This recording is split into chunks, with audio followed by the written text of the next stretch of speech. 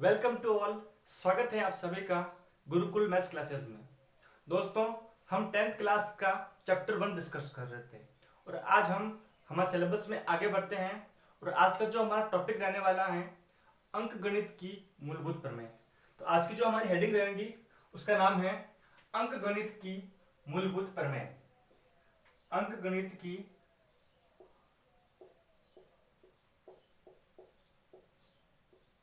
अंकगणित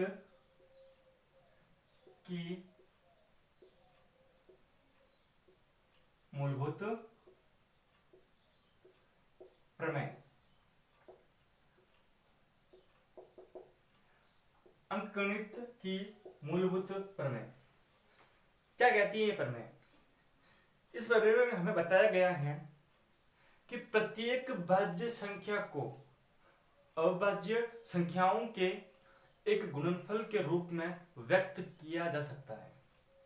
रिपीट कर रहा हूं, वापस सुनिएगा कि प्रत्येक भाज्य संख्या को, भाज्य संख्या से हमारा क्या अभिप्राय है कि वे संख्याएं जिनमें स्वयं के अलावा किसी अन्य संख्या का भाग पूरा पूरा जाता हो, यानी कि स्वयं के अलावा किसी अन्य संख्या का भाग भी जाता हो, उसको अपन बोलते हैं भाज्य संख्याएं।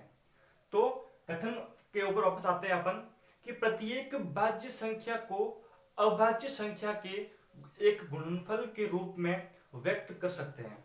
ठीक है, तो एक बार मैं इस कथन को लिखता हूं कि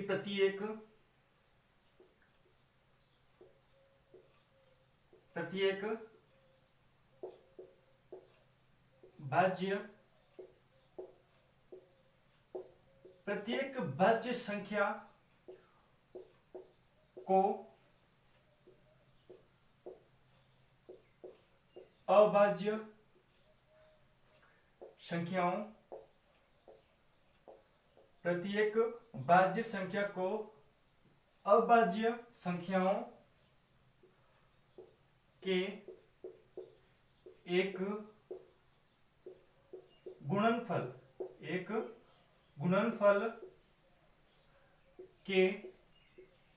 के रूप में व्यक्त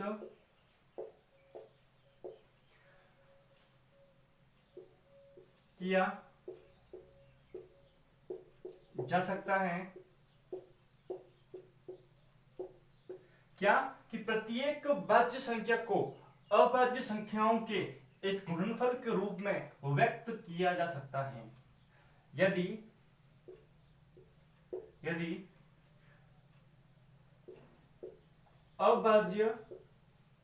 यदि अभाज्य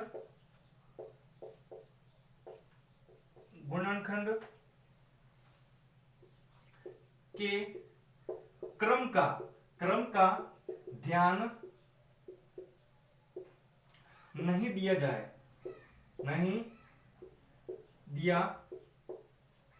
जावे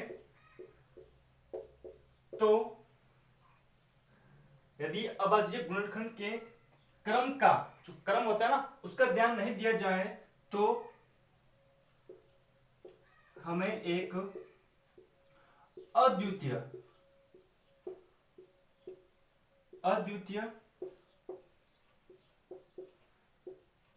गुणनखंड प्राप्त होता है। ये जो अपने पास है अंकगणित की मूलभूत प्रमेय का कथन है। ठीक है, कि यदि प्रत्येक भाज्य संख्या को अभाज्य संख्याओं के गुणनफल के रूप में व्यक्त किया जा सकता है यदि अभाज्य गुणनखंड के क्रम का ध्यान नहीं रखा जाए तो ये अद्वितीय गुणनखंड प्राप्त होता है। एक एग्जांपल लेता हूं और उसके माध्यम से आपको समझाता हूं। जैसे मैंने कोई एग्जांपल लिया, कोई संख्या ली, भाज्य संख्या लेनी है 210। ठीक है, 210 एक भाज्य संख्या है। इसमें स्वयं के अलावा किसी अन्य संख्या का भाग भी जाता है। 2 से भी डिवाइड कर सकते हैं इसको, 3 से भी डिवाइड कर सकते हैं, 5 से भी कर सकते हैं और 7 से भी कर सकते हैं। यानी कि ये संख्या ऐसी है जिसमें सबसे अपन डिवाइड कर सकते हैं। तो ये अपने पास एक भाज्य संख्या है। अब इस भाज्य संख्या को मैं अभाज्य संख्याओं में बदलूंगा। देखना, कि मैं इस 210 का कर रहा हूं अभाज्य गुणनखंड, अभाज्य गुणनखंड कर रहा हूं। देखिए 2 का भाग दिया 105, ठीक है, फिर मैंने दिया 3 का तो 3 5, फिर 5 का दिया 7, 7 का दिया 1। तो मैंने इस 210 के कर दिया अभाज्य गुणनखंड। क्या किए? अभाज्य गुणनखंड। तो देखो हमें क्या प्राप्त हुआ, हमें प्राप्त हुआ कि 2 मल्टीप्लाई 3 मल्टीप्लाई 5 मल्टीप्लाई 7, हमें इस प्रकार से जो है अभाज्य गुणनखंड प्राप्त हुए।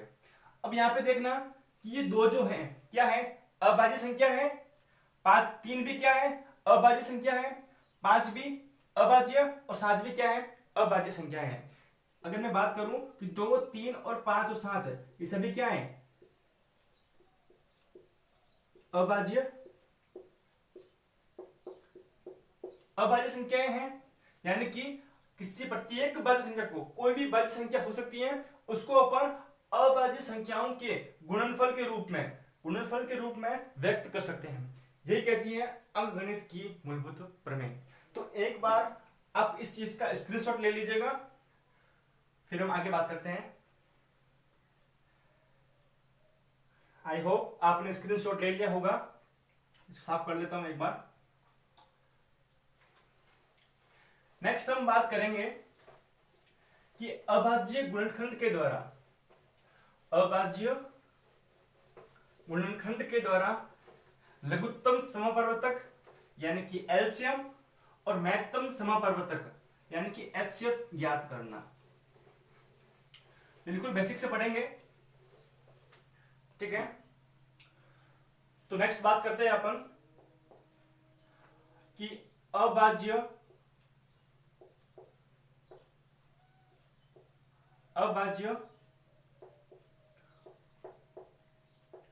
गुणनखंड द्वारा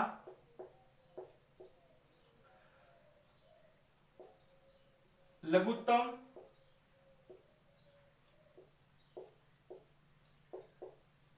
समपरिवर्तक जिसको अपन बोलते हैं एलसीएम, लसप, ठीक है, तथा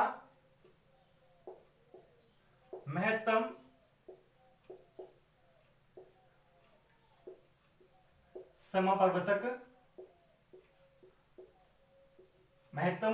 समपरिवर्तक जिसको अपन बोलते हैं एचसीएफ, जो है अपन को ज्ञात करना, ठीक है। एलसीएम व एचसीएफ अपन को फाइंड आउट करना है। तो सबसे पहले अपन बात करते हैं लघुत्तम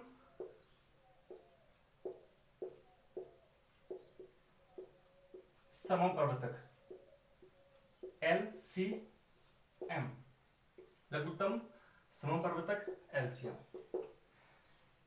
सबसे पहले मैं बात करूं कि लघुत्तम समपरिवर्तक जो है एलसीएम जो है होता क्या है। तो डेफिनेशन की बात करूं मैं,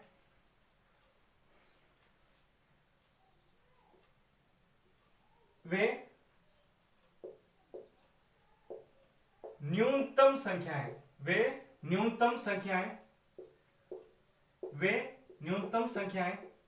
न्यूनतम की बात करूं मैं या करूं मैं छोटी से छोटी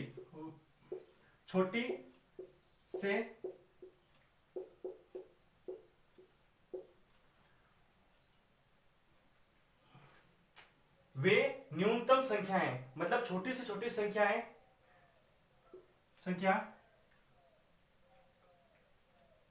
वे न्यूनतम संख्या, वे नहीं, सॉरी, हाँ यहां पर कुछ गड़बड़ हो गई। वह न्यूनतम संख्या मतलब छोटी से छोटी संख्या जो दी गई संख्याओं से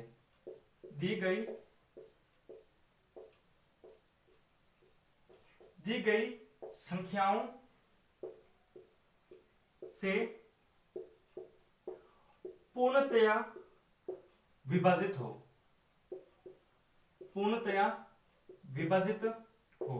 उसको अपन बोलते हैं लघुत्तम समपरिवर्तक। एग्जाम्पल की बात करते हैं,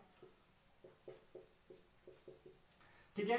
जैसे अपने पास कुछ संख्या दे रखी है, एग्जाम्पल की बात करूं मैं, जैसे 6 है, 72 मान लो, 120। अपने पास तीन संख्या दे रखी है, 6, 72 और 120 का एलसीएम ज्ञात करो, ठीक है। अपने पास एक एग्जांपल लिया हमने कि 6, 72 और 120, इसका अपन को एलसीएम फाइंड आउट करना है, ठीक है। तो देखिए कैसा होगा कि अपन क्या करना है कि सबसे पहले जो अपन को संख्याएं दे रखी हैं, इन संख्याओं को निकालना है अभाज्य गुणनखंड। क्या निकालना है? अभाज्य गुणनखंड। तो देखिए 6, 72 और 120, 6, 72 और 120, ठीक है। देखिए सबसे पहले अपन करेंगे 2 से डिवाइड, 3, फिर 3 से करेंगे 1, यहां पे करें 2 से तो 3, 6, फिर करेंगे 2 से 1, 8, फिर करेंगे 2 से 9, फिर 3 से 3, 3 से 1। इसकी बात करूं मैं, 2 से डिवाइड करता हूं मैं 6 0, 2 से करूं मैं 3 0, फिर 2 से करूं मैं 1 5, फिर 3 से करूं मैं 5, 5 से करूं मैं 1। तो इस प्रकार से हमने इन तीनों संख्याओं का कर दिए अभाज्य गुणनखंड, ठीक है। मैं आपके पास बात करूं कि 6 की अपन को क्या प्राप्त हुए अभाज्य गुणनखंड, 2 मल्टीप्लाई 3, 2 की पावर भी कितनी है 1 और 3 की पावर भी कितनी है 1। फिर नेक्स्ट बात करूं मैं 72 की, ठीक है। तो क्या है 2 की पावर कितनी है 1 2 3, 2 कितनी बार है 3, तो 2 की पावर 3 मल्टीप्लाई 3 कितने हैं 2 बार, तो 3 की पावर 2। नेक्स्ट बात करूं मैं 120 की, 120 यहां पे देखिए 2 कितनी बार है 1 2 3, तो 2 की पावर 3, ठीक है। फिर मैं बात करूं तो यहां पर 3 की पावर 1 और 5 की पावर 1, ठीक है। इस प्रकार से अपन को इन अभाज्य गुणनखंड को लिखना है। देन हमें करना है कि 6, 72 और 120 का एलसीएम क्या होगा, ठीक है। हमें इनका एलसीएम निकालना है। तो अब देखिएगा यहां पर अपन को करना क्या है कि जो अपने पास गुणनखंड प्राप्त हुए हैं, 2 हुआ, 3 हुआ, 5 हुआ, इन सब की जो मैक्सिमम पावर होती है, अधिकतम घात होती है, उसको अपन को लिखना है। यानी कि लिख लेता हूं यहां पर बड़ी घातें लेनी है, ठीक है। जो बड़ी घातें होती है उनको लेनी है। 2 की बात करूं, 2 की बड़ी घात कितनी है 2 की पावर 3, कितनी है 2 की पावर 3, क्या लिख लेता हूं मैं, ठीक है। 2 की पावर कितनी है 3, ठीक है। 3 की बात करूं तो 3 की अधिकतम घात कितनी है 2। 5 की बात करूं तो 5 की पावर 1, तो कितनी हो जाएगी 2 की पावर 3 8, 3 की पावर 2 9 और 5, 8 9 जा 72 और 72 5 जा 72 5 जा 360, 360, कितना हो जाएगा 360। तो अपने पास जो है इन तीनों संख्याओं का जो एलसीएम है लसपा है 360 प्राप्त हुआ। यानी कि वह न्यूनतम मतलब छोटी से छोटी संख्या 360 एकमात्र छोटी से छोटी संख्या है, ठीक है, जो जिसमें इन तीनों का भाग जा रहा है। 360 में इन तीनों का भाग जा रहा है। 360 से कोई भी संख्या ऐसी संख्या नहीं है जिसमें तीनों का भाग जाए। एकमात्र छोटी से छोटी संख्या कौन सी है 360। आप चेक कर लीजिएगा कि कोई भी संख्या ऐसी नहीं है जो 360 से छोटी है और इन सब का भाग जा रहा है। तो इसको बोलेंगे अपन 6, 72 और 120 का एलसीएम, ठीक है। तो एक बार आप इस चीज का स्क्रीनशॉट ले लीजिएगा, फिर हम आगे बात करते हैं।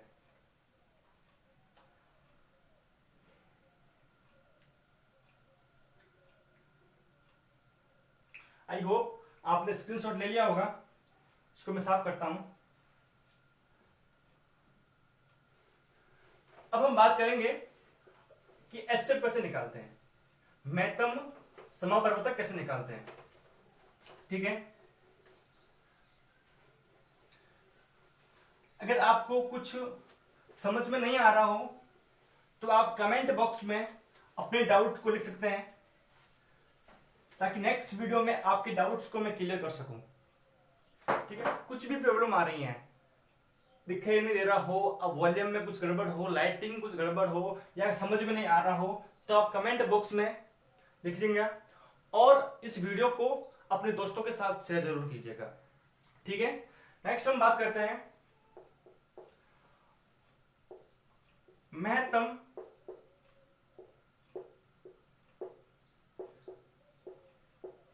समपवर्तक।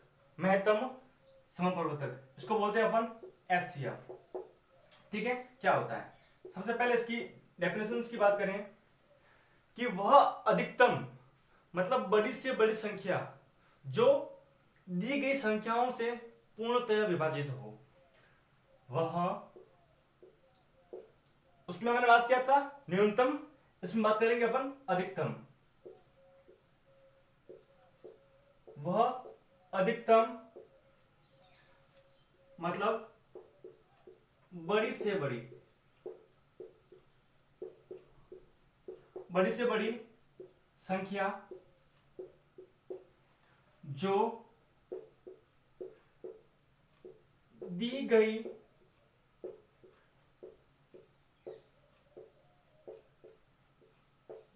संख्याओं से पूर्णतया विभाजित हो, पूर्णतया विभाजित हो। ठीक है, हम एग्जाम्पल की बात करते हैं। जैसे मैं बता दूं आपको कि कुछ एग्जाम्पल लेते हैं। 36, 40, 126, ठीक है, कुछ भी ले लेते हैं, कोई दिक्कत नहीं है, का HCF अपन को फाइंड आउट करना है। तो कैसे निकालते हैं जरा देखिए। तो हम इन तीनों संख्याओं का करेंगे अभाज्य गुणनखंड। क्या करेंगे? अभाज्य गुणनखंड। 36 का भी, 40 का भी और 126 का भी। तो करेंगे सबसे पहले अभाज्य गुणनखंड के लिए करेंगे 2 करेंगे अपन भाग। तो देखिए 1 8, फिर देंगे 2 का 9, फिर 3 का 3, 3 का 1, भाग कर रहे हैं अपन।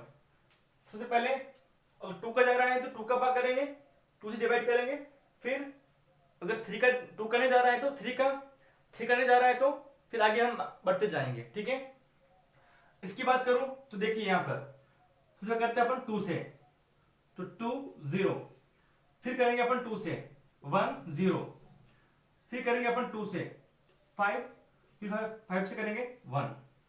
इसकी बात करूं तो देखिए 2 का जाएगा 6 3, फिर 3 का देऊं 2 1, फिर 3 का देऊं 7, 7 का देऊं 1। तो अपने पास इस प्रकार से इनके अभाज्य गुणनखंड प्राप्त हो गए। तो एक बार इनको लिख लेता हूं मैं यहाँ पे। देखिए 36 की बात करूं मैं तो अपने पास क्या हुआ है कि 2 जो है वो 2 बार है, तो 2 की पावर 2 मल्टीप्लाई, 3 भी 2 बार है तो 3 की पावर 2। फिर मैं बात करूं 40 की, 40 की मैं बात करूं तो यहां पे देखिए 2 जो है अपने पास 3 बार है, तो 2 की पावर 3। फिर मैं बात करूं कि 5 जो है अपने पास 1 बार है, तो 5 की पावर 1। फिर यहां पर 126 की मैं बात करूं तो यहां पर 2 जो है 1 है, 3 अपने पास 2 है, और फिर आता है 7। ठीक है, इस प्रकार से अपन को इन तीनों संख्याओं के अभाज्य गुणनखंड प्राप्त हो गए, प्राइम फैक्टर अपन को प्राप्त हो गए। ठीक है, तो नेक्स्ट हम बात करते हैं कि 36 40 126 का एचसीएफ ज्ञात करेंगे। अब एलसीएम में हमने क्या किया था कि जो अपने के पास गुणनखंड प्राप्त हुए हैं, जो अपने के पास अभाज्य संख्याएं प्राप्त हुई हैं, उन सब संख्याओं की हमने बड़ी से बड़ी घात ली थी। अब हम कर रहे हैं एचसीएफ। एचसीएफ में क्या करना है कि जो हमें अभाज्य गुणनखंड प्राप्त हुए हैं, तो इनमें देखना है कि कॉमन अभाज्य गुणनखंड कौन सा है, कॉमन अभाज्य संख्या कौन सी है। तो यहां मैं बात करूं तो देखो 2 इन तीनों में आ रहा है, ठीक है, 2 इन तीनों में आ रहा है। 3 की बात करूं तो इसमें आ रहा है, इसमें आ रहा है, लेकिन 40 में नहीं आ रहा है, ठीक है। मैं बात करूं आपके पास 5 की तो 5 36 में और 126 में नहीं आ रहा है। 7 की बात करूं तो इन दोनों में नहीं आ रहा है, ठीक है। तो अपन को लेना है यहां पर उभयनिष्ठ